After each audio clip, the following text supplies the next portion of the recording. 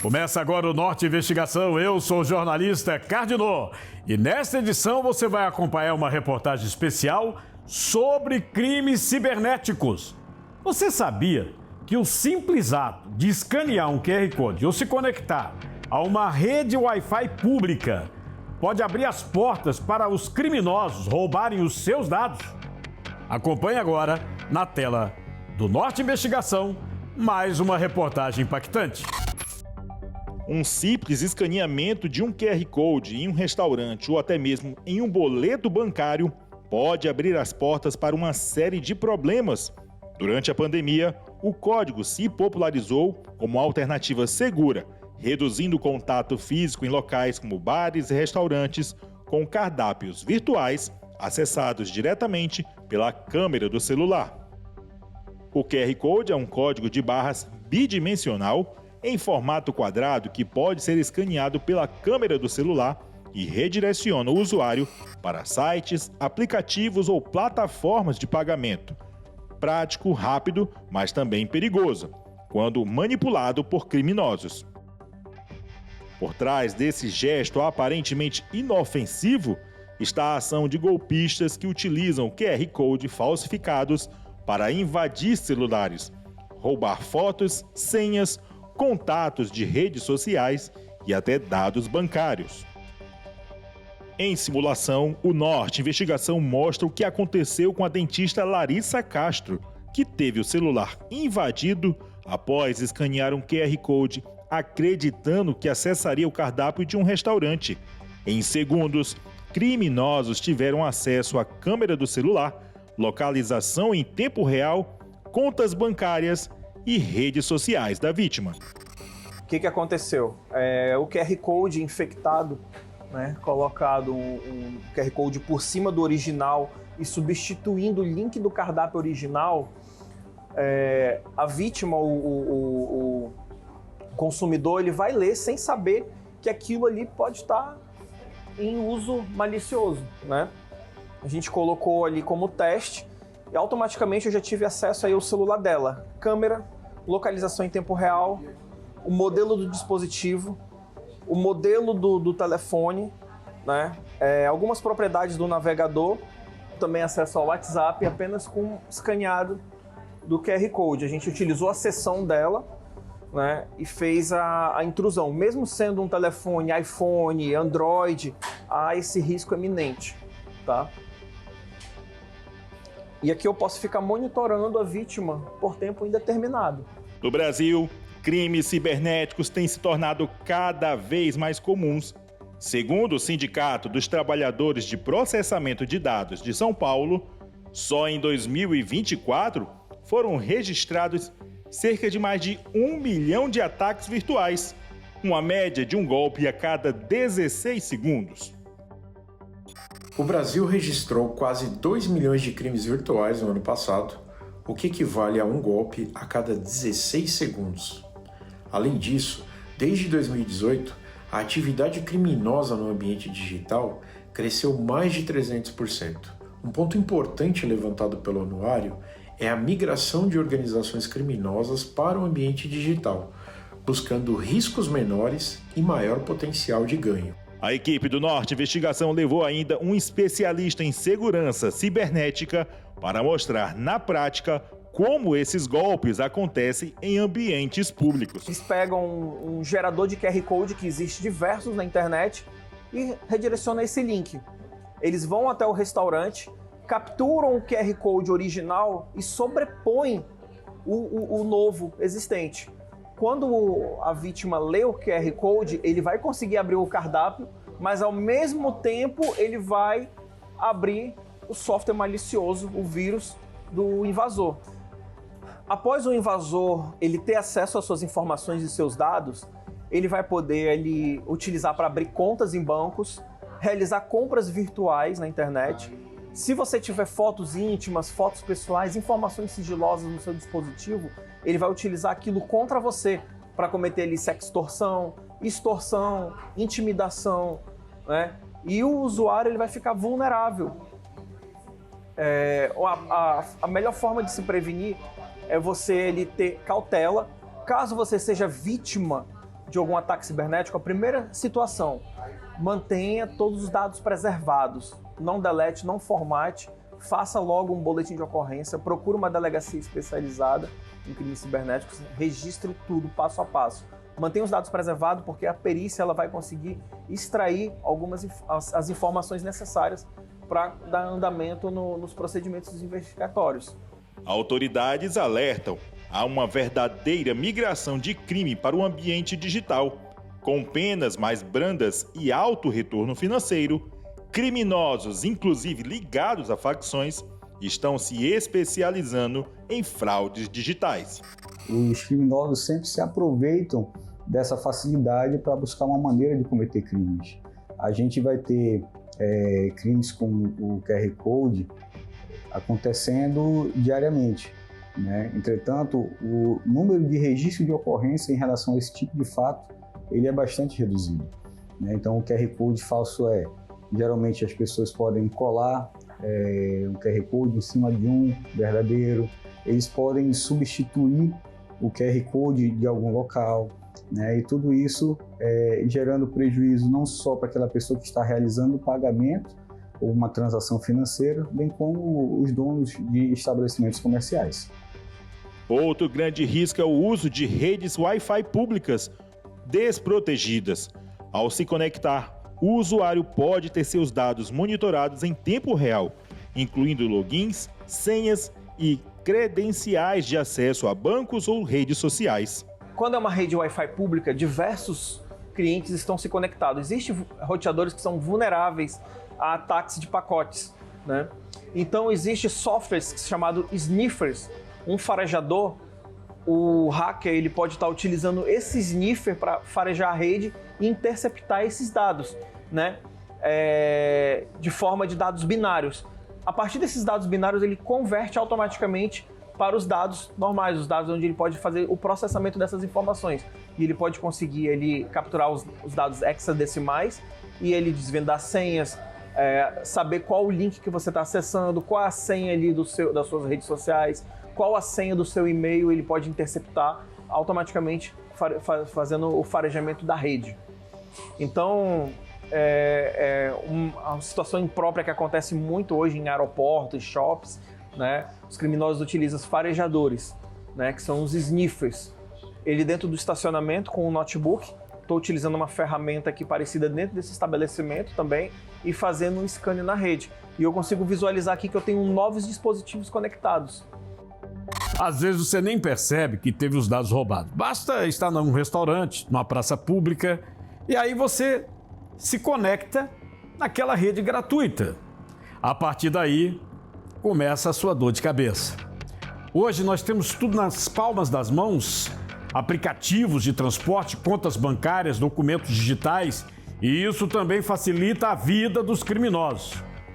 A Lei Carolina Dickmann foi sancionada para combater crimes no ambiente digital.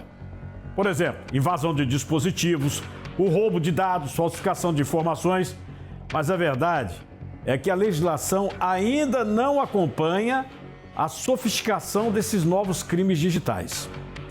Fraudes bancárias, ransomware, engenharia social, fake news, ataques com uso de inteligência artificial, manipulação de dados em redes descentralizadas. É urgente a necessidade de que essas leis sejam atualizadas e que os órgãos de fiscalização contem com profissionais capacitados para entender e para combater esse novo tipo de crime. E você que nos acompanha em toda a região norte, em toda parte do Brasil, viu algo suspeito? Envie sua denúncia para o Norte Investigação. O nosso número 92992972401. Nessa edição do Norte Investigação, nós estamos mostrando como criminosos roubam dados usando redes Wi-Fi públicas, aqueles QR Code maliciosos, às vezes num restaurante, viu? Às vezes você está no aeroporto, numa rodoviária, numa praça. Acompanhe agora a segunda parte dessa reportagem especial. O delegado reforça que muitos crimes se iniciam justamente por meio de acesso a redes públicas ou QR Codes adulterados, que redirecionam a vítima a páginas criadas para capturar informações sigilosas. O homem ele precisa da internet hoje para se deslocar, para fazer pagamentos, para resolver situações, né, para se comunicar. Então ela já está intrínseco no homem a utilização da internet. E o avanço da internet ele traz o quê? Facilidades.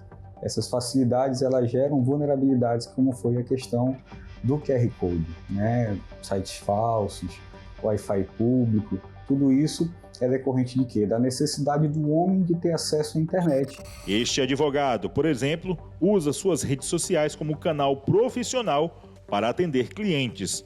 Na última semana, ele teve a conta invadida, senhas trocadas e ficou sem acesso ao perfil, o que prejudicou diretamente seu trabalho. A gente começou a receber alguns e-mails de tentativas de mudança de senha. Foi quando a gente levantou a bandeira que poderia acontecer alguma coisa. Mas como foram só tentativas, ninguém levou a sério. Foi na segunda-feira pela manhã que eu tentei acessar o Instagram do perfil do escritório. A senha tinha sido trocada, né? Retiraram a gente, né, do perfil. Pedi para recuperar a senha. Quando o e-mail chegava, quando aparecia a informação do e-mail, era um e-mail de um terceiro, nada a ver com a gente. Foi quando bateu o desespero, né? Porque a gente acaba sendo uma fonte de renda para o escritório, né? Essa prospecção digital, e a gente perdeu esse acesso e não conseguia falar com cliente algum. Aí foi quando a gente entrou em contato com o suporte do Meta, nós somos verificados pelo Meta, que não nos deu o suporte adequado, passou informações genéricas que a gente consegue pelo Google, né? E passaram informações, pediram para esperar, guardar 3 horas, aí se passaram 3, 6, 9 horas e no final do dia eu não consegui recuperar, e foi um dia de tormento, porque várias pessoas entraram em contato dizendo que a gente estava vendendo móveis, utensílios e coincidiu com a mudança do escritório. Então isso gerou um problema para a gente. O golpista chegou a tratar com algumas pessoas, ofertando os produtos, mas graças a Deus as pessoas entraram em contato diretamente comigo pelo WhatsApp, e aí a gente informou que tinha sido vítima de um golpe e que aquilo não era verdade. Em entrevista à nossa equipe, o presidente da Associação Brasileira de Bares e Restaurantes destacou que o uso da Wi-Fi gratuito se tornou um diferencial para atrair clientes, mas reconhece que a segurança ainda é um desafio. Olha, a gente tem conhecimento, né, que hoje é cada vez mais comum que os restaurantes e bares liberem o Wi-Fi para que o cliente possa apostar, possa fazer pagamento, Pix, qualquer tipo de atividade pertinente ao setor. E a gente entende que se um desses criminosos acessam essa rede e tentam fazer algum tipo de crime através da rede do restaurante, o coparticipante desse crime acaba sendo o restaurante. Então a gente orienta que não deixe essa rede liberada de qualquer jeito, né?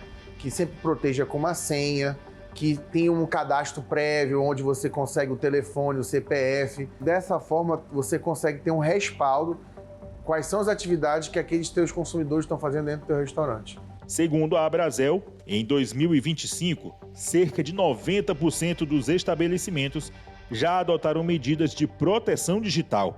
Muitos instalaram câmeras como sistemas Wi-Fi criptografados e exigem senhas para liberar o acesso à rede.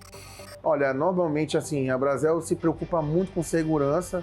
Na última pesquisa que nós tivemos, 90% dos nossos associados tomaram alguma medida de segurança, como câmeras, Wi-Fi protegido, sistemas com senhas, cuidados na hora de mandar ou enviar Pix, né? Tem todo um processo a ser seguido.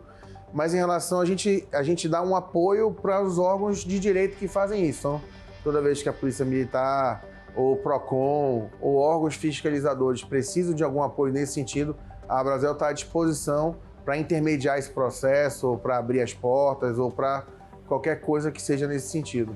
Esse advogado especialista em proteção de dados lembra que se o golpe for aplicado dentro de um estabelecimento comercial e a vítima não receber assistência, é possível recorrer à justiça para a reparação de danos. É interessante que a gente tem 2 vítimas nesse caso, né? Por exemplo, da pessoa chegar lá e colocar um QR Code falso, onde deveria estar o QR Code do estabelecimento, tá bom? É importante, primeiramente de tudo, sempre observar as informações ali, porque sempre que você vai pagar um QR Code, sempre aparece ali a informação de quem você está pagando. Então, sempre importante confirmar. Vai pagar alguma coisa? Olha ali o QR Code, confirma com a pessoa que você está pagando se realmente é aquele documento que tem que ser pago, tá bom? Digamos que aconteça e o estabelecimento mesmo assim foi vítima também, foi uma coisa que aconteceu ali, a gente já está tratando aí do âmbito criminal, além do âmbito civil, tá bom? Então é importante prestar uma queixa, fazer uma notícia de fato sobre isso, tá bom? Para que tanto o estabelecimento quanto o consumidor se resguardem ali, no sentido de que todas as medidas que cabiam a eles foram tomadas, tá bom? E aí seja responsabilizado realmente quem cometeu aquele crime. E aí vai ser aberta uma investigação, tá bom? Onde vai ser feito ali um inquérito e aí daquele inquérito vai ser dada uma conclusão sobre o que aconteceu de fato, né? O perigo está na palma da sua mão e muitas vezes você nem percebe que foi a próxima vítima. Bom, uma das maiores recomendações que você tem dúvidas sobre segurança cibernética ou até mesmo se você está sofrendo ataque cibernético, é bom você sempre procurar um profissional ou uma empresa especializada no assunto, onde vai utilizar sistemas próprios para fazer a perícia técnica daquela situação.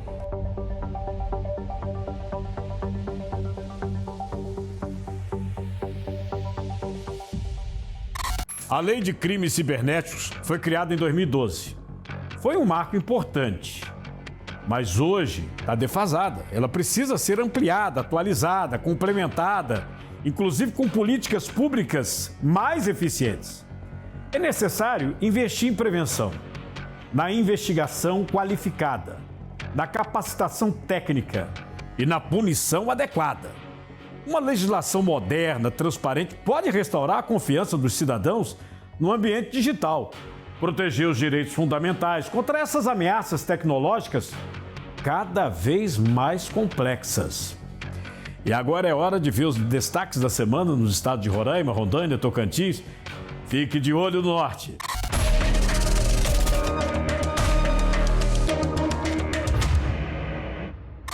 Aqui em Roraima, a Polícia Civil deflagrou a Operação Combo Criminoso, que tem como objetivo combater as fraudes eletrônicas que trouxeram prejuízos a empresas locais. A ação, coordenada pelo Departamento de Narcóticos, foi resultado de uma investigação da Delegacia de Repressão a Crimes Cibernéticos e contou com o apoio da Delegacia de Repressão a Entorpecentes. Durante a operação, foram cumpridos mandados de busca e apreensão em imóveis nos bairros São Pedro, Jardim Floresta e Jockey Club, todos ligados ao principal suspeito. Um homem de 24 anos é apontado como responsável por mais de 30 compras fraudulentas usando dados de cartões de crédito de terceiros. Os produtos variavam de ingressos para shows a vinhos de alto valor, todos adquiridos por plataformas digitais. Ainda de acordo com a polícia, quando as vítimas percebiam as cobranças, pediam um estorno junto às operadoras de pagamento. O prejuízo ficava com as empresas que precisavam arcar com os valores. As investigações seguem para identificar possíveis comparsas e o destino dos produtos comprados ilegalmente. As denúncias podem ser feitas de forma anônima pelo número 190 ou pelo Disque Denúncia da Polícia Civil. E aí em Rondônia, qual foi os destaques dessa semana? O Tribunal de Justiça de Rondônia manteve as restrições das medidas cautelares contra um ex-juiz investigado por venda de sentença durante as operações Partilhas e Intocável. O réu continua utilizando tornozeleira eletrônica, proibido de sair do país, também de ter contato com outros investigados, além de não poder frequentar o judiciário em Buritis. A decisão manteve por mérito do Ministério Público de Rondônia, além de alertar um risco para a fuga e novos crimes. A decisão também foi tomada pelo STJ, mas os magistrados mantiveram as restrições por unanimidade. O Giro Norte segue para Tocantins. A operação Duplo Árdio foi deflagrada para desarticular um grupo suspeito de fraudar o benefício de salário maternidade aqui no Tocantins. Foram cumpridos 2 mandados de busca e apreensão nas cidades de Araguaína e Gurupi. De acordo com a investigação, o esquema criminoso consistia em criar vínculos empregatícios falsos em nome de mulheres que haviam sido mães recentemente, para que, em seguida, essas mulheres solicitassem benefício junto à Previdência Social. Ainda segundo o que a Polícia Federal apurou, após receber o pagamento, as beneficiárias precisavam repassar a metade do valor ao grupo. Este esquema teria desviado mais de R$1 milhão dos cofres do INSS. Os investigados devem responder pelos crimes de estelionato majorado e associação criminosa. Matheus Moraes, de Palmas, para o De Olho no Norte.